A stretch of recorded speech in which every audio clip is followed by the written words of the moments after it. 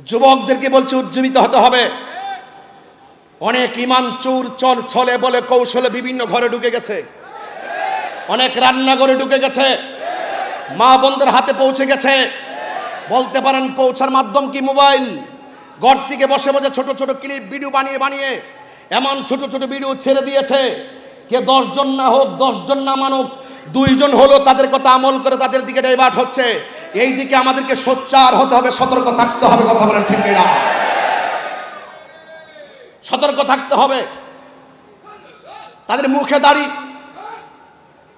কারবালার ঘটনা যদি কোনো ইহুদিরা ঘটাতো, মনের ভিতরে বুঝ দিতাম। খ্রিস্টানরা যদি ঘটাতো, মনের ভিতরে বুঝ দিতাম। ঘটনা ঘটিয়েছে কে? দাড়িওয়ালা, টুপিওয়ালা, পাগড়িওয়ালা, কোরআনে হাফেজ, জামাতে নামাজের ইমাম, সুরাতের পানি দিয়া ওযু গোসল, তারপরে নবী পরিবারের গলায় ছুরি চালিয়ে দিয়েছে। এই সমস্ত মুনাফিক এখনো বাংলার জমিনে আছে না নাই বলুন? এজন্য আমি আপনাদেরকে বলছি, সতর্ক থাকতে হবে। টাকা গেলে টাকা পাওয়া যায়, এটা ব্যাপার না। জান গেলে জান পাওয়া যায়। মারা যাওয়ার পরে আবার রূহ ভিতরে দেওয়া হবে। জান গেলে জান, কিন্তু ঈমান গেলে ঈমান পাওয়া যাবে না।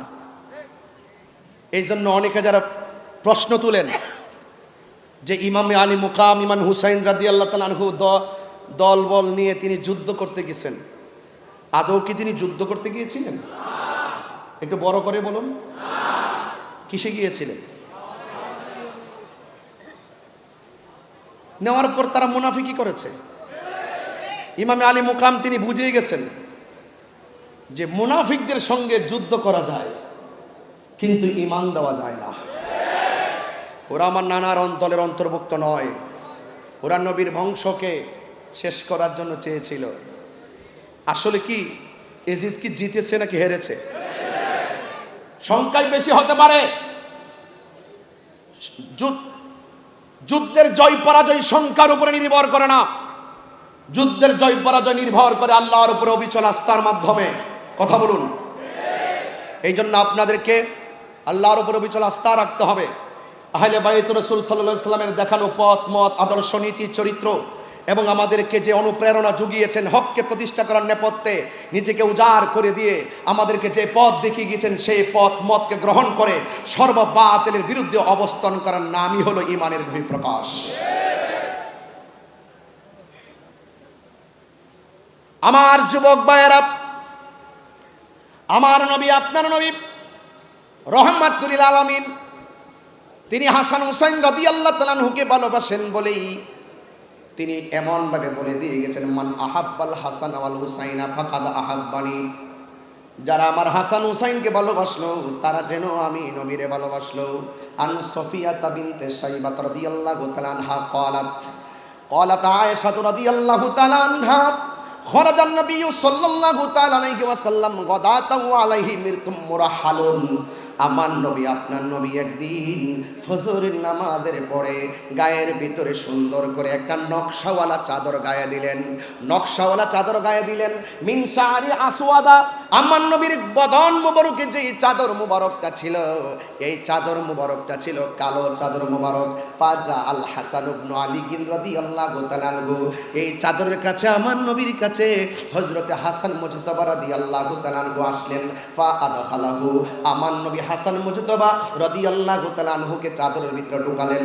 সুম্মা জা আল হুসাইনু, অতঃপর ইমামে আলী মুকাম ইমামে হুসাইন রাদিয়াল্লাহু তাআলা আনহু আসলেন। ফা দাখালা মাআহু, হাসান রাদিয়াল্লাহু তাআলা আনহুর সঙ্গে ইমামে হুসাইন রাদিয়াল্লাহু তাআলা আনহুকে সাথে ঢুকালেন।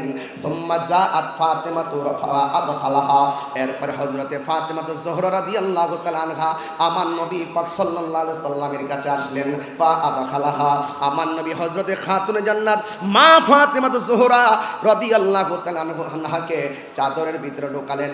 সুম্মা জাআ আলী ইবনে আবি তালিব কাররামাল্লাহু তাআলা ওয়াজহুল কারীম, হযরতে মৌলা আলী রাদিয়াল্লাহু তাআলা আসলেন। ফা আদখালাহু, আমার নবী পাক সাল্লাল্লাহু তাআলা আলাইহি ওয়াসাল্লাম হযরতে মাওলা আলী রাদিয়াল্লাহু তাআলা আনহুকে ঢুকালেন। যার জন্ম খানে, যার আগমন খানে কাবার চত্বরে হয়েছে। বন্ধুগণ, শুধু তাই নয়, আমার নবী চারজনকে সুন্দর করে চাদরের ভিতরে যখন ঢুকালেন, সুম্মা ক্বাল, অতঃপর কোরআনের সেই আয়াতটা আমার নবী তেলাওয়াত করে এই চারজনের মর্তবা সারা পৃথিবীর মানুষের সামনে কিয়ামত পর্যন্ত তুলে দিয়েছেন। এই কোরআনের আয়াতটা হলো আমার নবী চারজনকে চাদরের ভিতরে ঢুকিয়ে আমার নবীর জুনারি জবান মুবারকে আল্লাহর সেই আয়াতটা তেলাওয়াত করেছেন। আমার শ্রদ্ধেয় ভাইজান যে কথাটা বাংলায় বলে গেছেন, আমি একটু কোরআন শরীফের সেই আয়াতটুকু আপনাদের সামনে তুলে ধরছি। আমার আল্লাহ বলেন, ইন্নামা ইউরিদুল্লাহু লিইউযহিবা আনকুমুর রিজসা আহলাল বাইতি ওয়া ইউতাহহিরাকুম তাতহীরা। আল্লাহ রাব্বুল আলামিন বলেন, হে আমার নবী, এই আয়াতটা তেলাওয়াত করে বলছেন, হে আহলে বাইত, আল্লাহ রাব্বুল আলামিন তোমাদেরকে সকল অপবিত্রতা থেকে দূর করে দিয়ে আমার আল্লাহ রাব্বুল আলামিন তোমাদেরকে পবিত্র করে দিতে চান। অর্থাৎ আমার আল্লাহ যাদেরকে পুত পবিত্র বলে ঘোষণা করেছেন, এদের মর্যাদা পৃথিবীর কোনো মূল্য কমাইবে কি আর বাড়াইবে কি? যার সম্মান, যাদের সম্মান স্বয়ং বাড়িয়েছেন আমার আল্লাহ রাব্বুল আলামিন। ঠিক না বেঠিক? এই জন্য আপনাদেরকে অনুরোধ করব, দয়া করে মায়া করে এই হাদিস মুবারকগুলো শুধুমাত্র শোনার মধ্যে সীমাবদ্ধ রাখবেন না। আজকে থেকে সিদ্ধান্ত নিয়ে নেবেন, আমরা বাতিলের বিরুদ্ধে লড়াই করতে হবে হককে প্রতিষ্ঠা করার জন্য। এই জন্য আহলে বাইত রাসূল সাল্লাল্লাহু তাআলা আলাইহি ওয়াসাল্লামের ব্যাপারে আমার নবী, আপনার নবী বলেছেন, আমার আহলে বাইত হলো নূহ নবীর কিস্তির মতন। নূহ আলাইহিস সালামের সময় কিস্তির মধ্যে যারা উঠেছে তারা বেঁচে গেছে, আর যারা নূহ আলাইহিস সালামকে অমান্য করেছে, নৌকার মধ্যে আরোহণ করে নাই, তারা নদীর মধ্যে ডুবে ডুবে মারা গিয়েছেন। আমার নবী, আপনার নবী বলেন, এমন একটা সময় আসবে যে সময়টা ঘূর্ণিঝড়ের চাইতে বড় তুফান মানুষের গায়ে লাগবে। এই তুফানটা হলো বাতিলদের তুফান। আর তুফান আসলে গত কয়েকদিন আগে ভেনেজুয়েলা একটু 1 মিনিট শুধুমাত্র ভূমিকম্প নাড়া দিয়েছে, আর 1 লক্ষ লোকের মতন তারা মারা গেছে। এই সমস্ত ঘর গেলে ঘর পাওয়া যায়। আমার নবী বলেন, এমন একটা সময় আসবে বাতিল অপশক্তিগুলো তোমাদের ঈমানের উপরে তুফান চালাবে, তোমাদের ঈমানের উপরে আক্রমণ চালাবে।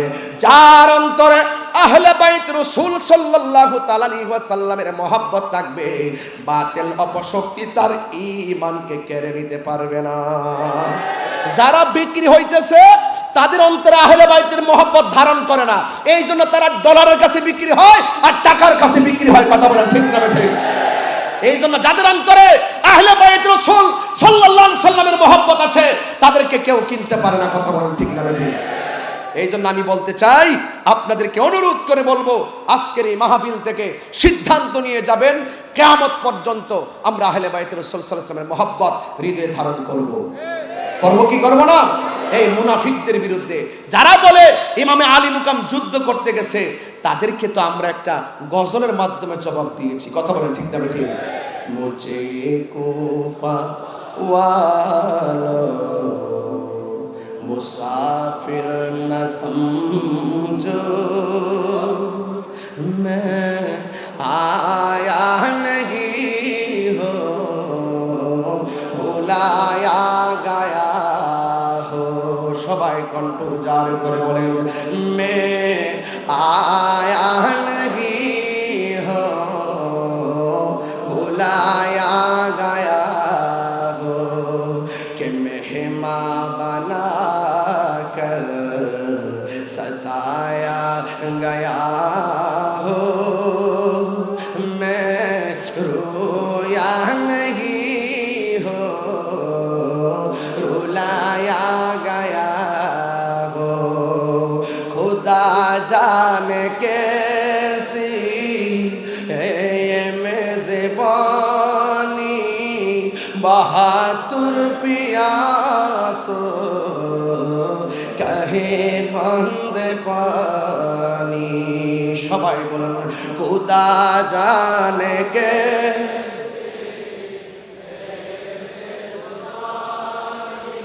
बहादुर प्यास कहे बंद पानी मुकद्दर में है हौज़ कौसर का पीना मैं प्यासा नहीं हो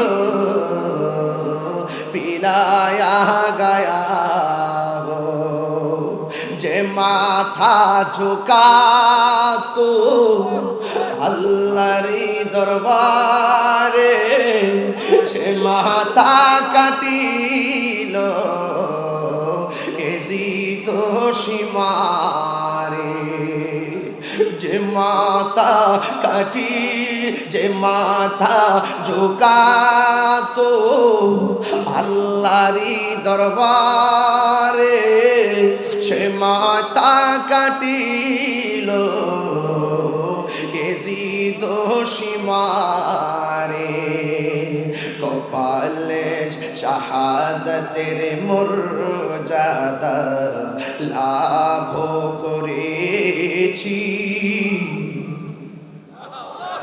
শাহাদাতের মর্যাদা লাভ করেছি আমি মরেছি এমন নয় জিন্দা হয়েছি আমি মরেছি এমন নয় জিন্দা হয়েছি ওহে কুফাবাসী আমায় মুসাফির ভেবো না আমি এমনেতে আসিনি দাওয়াতে এসেছি আমি এমনেতে আসিনি দাওয়াতে এসেছি মেহমান বানিয়ে কি যে কষ্ট দিল মেহমান বানিয়ে কি যে কষ্ট দিল আমি কাঁদিতে আসিনি কাঁদানো হয়েছে আমি কাঁদিতে আসিনি কাঁদানো হয়েছে আল্লাহ জানে একে মনে মেহমানদারি বাহাতুর পিপাসায় পানি বন্ধ করি কার জন্য তোরা পানি বন্ধ করলি তোদের সামনে কি দলিল গোলা পাশে নাই তোদের সামনে কি লেখাগুলো জীবনে পড়ে নাই হায়রে জয়নুল আবেদিন কারবালার জমিনে এমন একটি ঘটনা ঘটেছে আর আক্ষেপ করে বলে কি জানেননি তোদের মধ্যে কি কোনো মুসলমান ছিল না তিনি কখনো হাসে নাই হায়রে কার জন্য তোরা পানি বন্ধ করলি এজিদের চরিত্র অনেকে বলে কেন আমরা রাগ করি গুসা করি আরে একটা ধর্ষকের সামনে দিয়ে একটা ধর্ষিতার সামনে দিয়ে যদি দর্শক যায় যেই ব্যক্তি নির্যাতিতা হলো সে তারে দেখলে কোনোদিন সহ্য করতে পারবে না আরে কারবালার জমিনে ওই ইমামে আলী মুকামের গায়ে মোবারকে যারা তলোয়ার চালায়া দিছে তাদের উত্তর শরীরে যখন সে 1400 বছর পরে আইসা এজিদের পক্ষে কথা বলে আমরা তাদেরকে তেমন সহ্য করতে পারি না কথা বলেন ঠিক না মাইন্ডসেট নষ্ট হয়ে যায় আবার বলেন যে মিলেমিশে চলেন কার সঙ্গে ঐক্য করব ইমামে আলী মুকাম তো কারবালার জমিনে ওরা মুসলমান হওয়ার পরও ওরা নামাজি হওয়ার পরও মুখে দাড়ি হওয়ার পরও তিনি আপোষ করেন নাই মুনাফিকদের সঙ্গে আপোষ করা যায় না মুনাফিকদের সঙ্গে লড়াই করা যায় কথা বলেন ঠিক না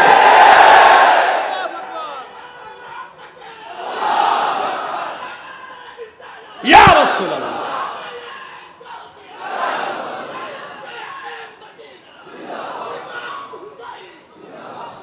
বুঝতে পেরেছেন? এই জন্য অনেক সময় অনেক জোরেও কথা বলি। কেন কথা বলি? ইসলাম শুধু খানকায় বসে থাকার নাম নয়, ইসলাম কখনো কখনো লড়াই করার নাম। লড়াই করতে হবে, অন্যায়কে অন্যায় বলতে হবে, বাতিলকে বাতিল বলতে হবে। এটাই হলো ঈমানের বহিঃপ্রকাশ।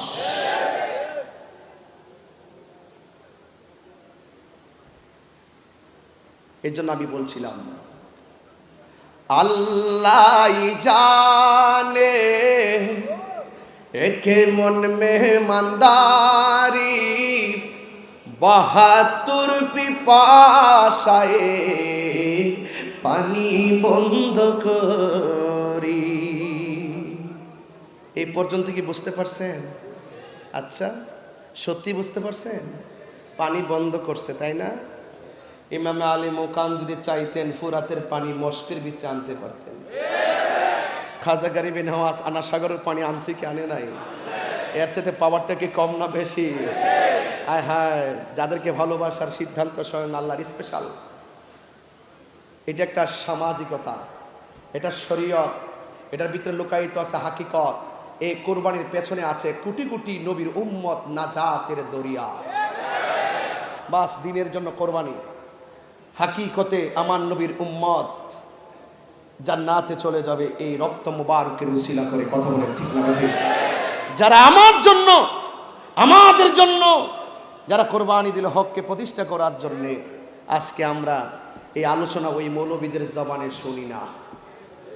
মুহররম আসলে তো ফতোয়াবাজি করে, কারবালার ওয়াজ করতো শুনি না তাদেরকে, আহলে বাইত রাসূল সাল্লাল্লাহু আলাইহি সাল্লামের ওয়াজ করতো তাদেরকে শুনি না। আর আমরা যখন করি আমাদেরকে বিভিন্ন ফতোয়া দেয়। তোমরা যদি ফতোয়া দিতেছো, আহলে বাইত রাসূল সাল্লাল্লাহু আলাইহি সাল্লামের প্রেমের মাহফিল আরো বাড়তেছে। সংখ্যায় কম মনে করিও না। যুদ্ধের জয় পরাজয় সংখ্যার উপর নির্ভর করে না, আল্লাহর উপরে অবিচল আস্থার উপর নির্ভর করে। কথা বলেন ঠিক না? এই জন্য আমি বলছি, আল্লাহ জানে একে মনে মেহমানদারি,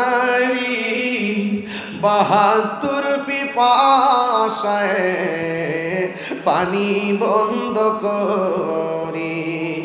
কপালে ছিল মোর হাউজে কাউসার, কপালে ছিল মোর হাউজে কাউসার।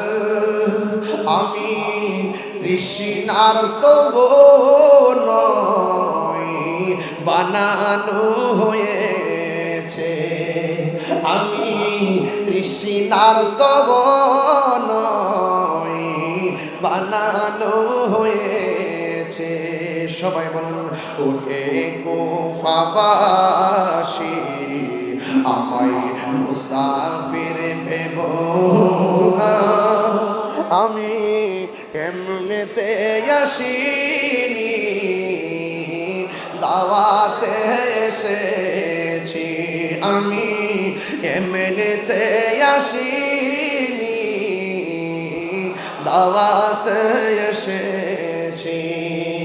মেহমান বানিয়ে কি যে কষ্ট দিল, মেহমান বানিয়ে কি যে কষ্ট দিল। আমি তৃষ্ণার তব নয় বানানো হয়েছে, আমি কাঁদিতে আসিনি কাঁদানো হয়েছে। আমি মরেছি এমন নয় জিন্দা হয়েছি। বন্ধু, ঘটনা তো একটু বলতেই হয়। আমার নবী আপনার নবীর কলিজার টুকরা